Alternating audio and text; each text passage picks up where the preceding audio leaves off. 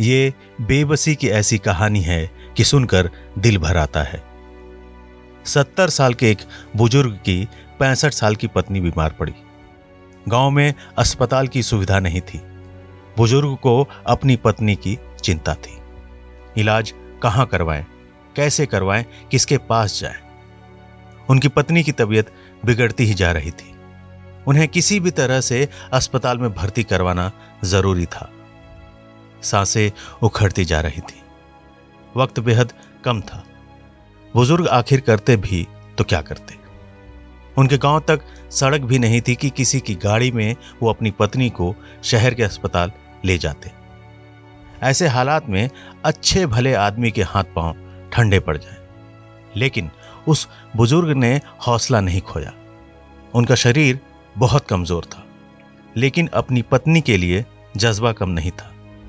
जब कोई उपाय न बना तो उन्होंने अपनी बीमार पत्नी को कंधे पर लादा और शहर की तरफ निकल पड़े।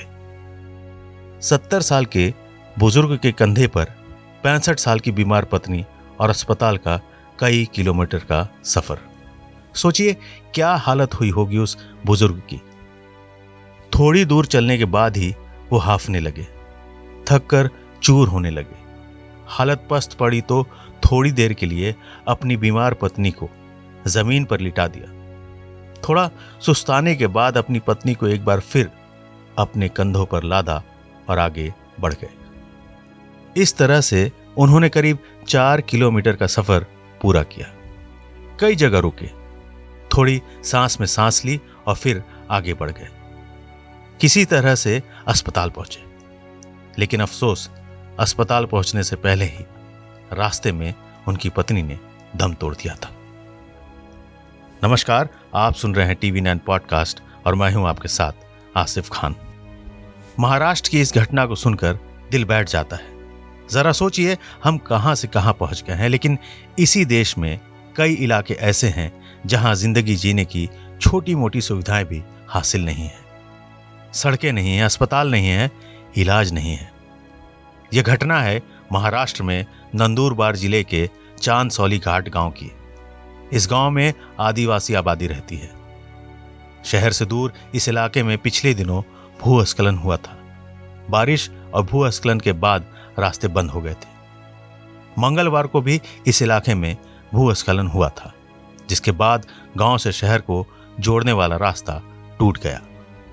इसी बीच गांव में रहने वाले 70 साल के अदल्या पांडवी की 65 साल की पत्नी सिदली बाई बीमार पड़ गईं। उन्हें तेज बुखार था। सारे घरेलू उपाय करने के बाद भी उनका बुखार कम नहीं हो पा रहा था। उन्हें किसी भी तरह से अस्पताल में भर्ती करवाने की जरूरत थी, लेकिन सड़क टूटी होने की वजह से गांव तक कोई गाड़ी आ नहीं सकती थी। ऐसे में 70 साल के अदल्या ने अपने कंधे पर उठाकर बीमार पत्नी को शहर के अस्पताल तक जाने का फैसला किया। अपनी बीमार पत्नी को कंधे पर लटकाए अदल्या 4 किलोमीटर तक चले।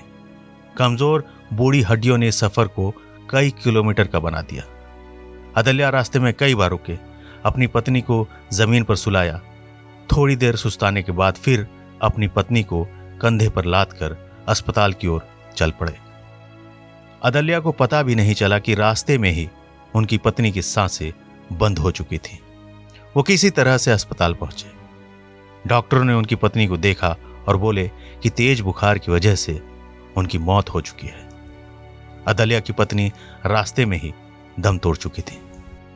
अदल्या चांदसाली के आदिवासी इलाके से आते हैं। इस घटना से पूरा इलाका सदमे में है। ये ऐसा इलाका है जो बारिश के दिनों में भूस्खलन की वजह से हर साल दूसरे इलाकों से कट जाता है। हजारों आदिवासी लोग इस दौरान अपने गांव में कैद होकर रह जाते हैं। चांदसाली में अस्पताल के नाम पर स्वास्थ्य केंद्र तक नहीं है।